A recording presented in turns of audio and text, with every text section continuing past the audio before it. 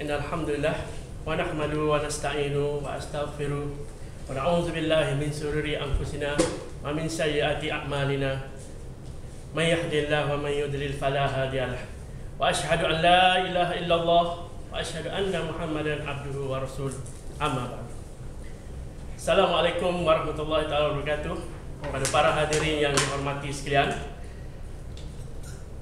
tujuan saya ingin menyampaikan syarahan pada malam ini, iaitu ingin menyampaikan sebuah peringatan, kerana ini adalah merupakan suatu perkara yang dituntut kepada kita semua sebagai manusia. Ianya selari dengan apa yang diberitahu kepada semua manusia, terutama kepada umat Islam dan juga Muslim, dalam surah Yasin ayat yang ke-6. Bismillahirrahmanirrahim. Litunzira qauman ma unzira aba'uhum fahum ghafilun.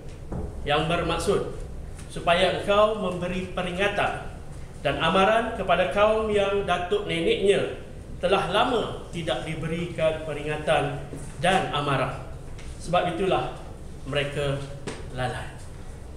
Maka dengan ini menjelaskan bahawasanya kita sebagai umat yang terakhir, iaitu umat Muhammad sallallahu alaihi wasallam, dituntut untuk kita untuk memberi peringatan sesama kita, mungkin kepada rakan-rakan kita, kepada saudara-saudara kita, kepada kenalan kita, jiran kita yang mana belum lagi mendapat peringatan, iaitu peringatan yang diturunkan kepada manusia buat kali terakhir, iaitu adalah merupakan Al-Quran dan juga sunnah, iaitu amalan dan juga kata-kata yang dibuat oleh Rasulullah sallallahu alaihi wasallam.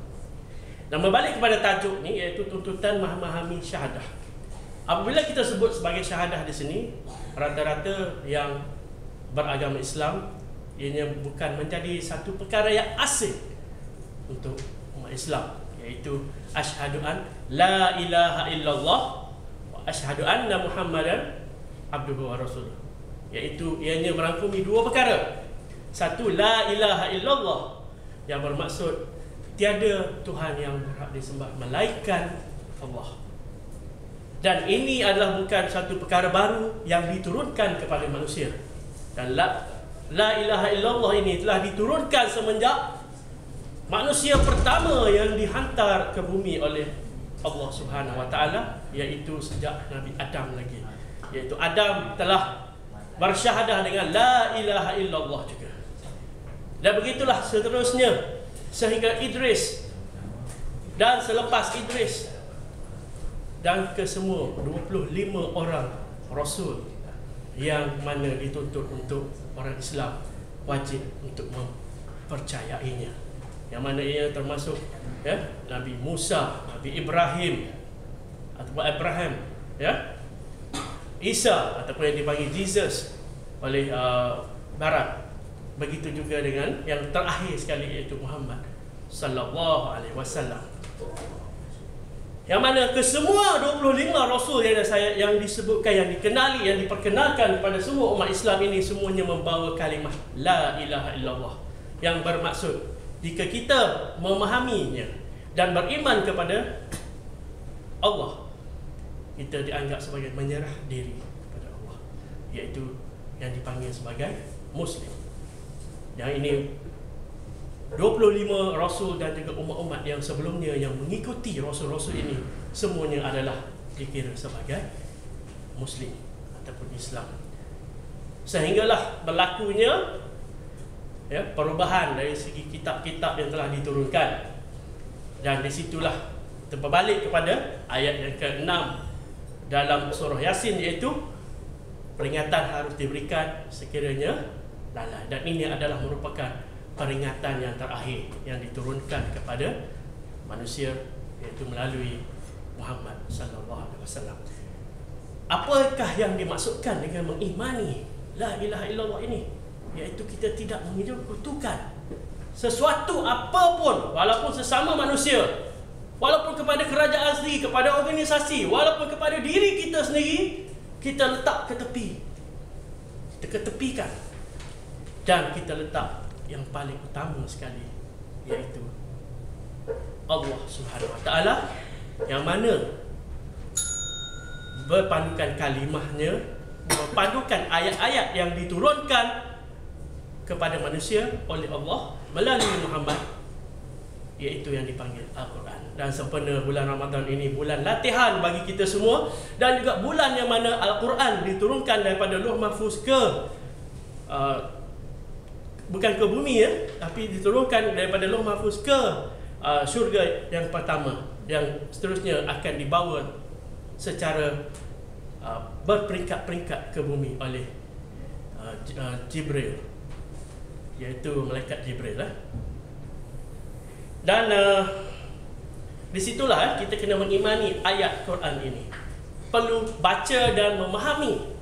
Itulah yang dimaksudkan dengan La ilaha illallah, mempercayai, membuat dan juga meninggalkan apa yang dilarang, menyuruh, membuat apa yang disuruh. Itu yang dimaksudkan dengan La ilaha illallah.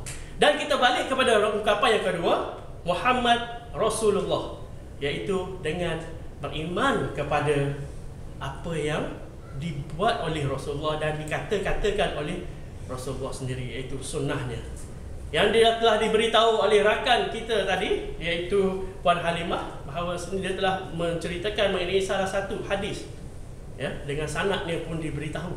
Ini adalah satu cara yang terbaik, yang paling berhikmah sekali untuk menceritakan hadis, yang mana kata-kata ini adalah kita jadikan panduan, bukan hanya Al-Quran tetapi ya, termasuk sekali yang keduanya, iaitu hadis dan juga sunnah yang ditunjukkan oleh Rasulullah SAW.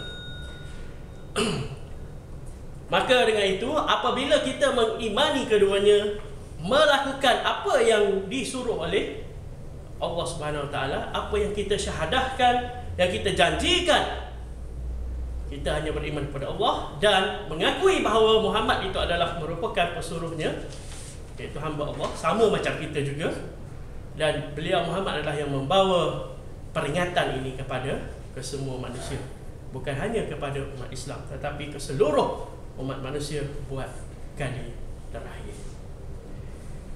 Maka dengan itu, saya menyeru para hadirin semua yang Muslim, kita cuba renung kembali, muhasabah diri. Sempena bulan Ramadan ini kita cuba melatih diri, merenung diri, melihat ke cermin, adakah betul-betul kita melakukan apa yang kita telah janjikan dalam syahadah kita.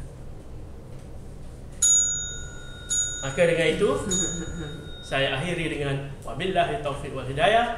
Assalamualaikum warahmatullahi taala wabarakatuh.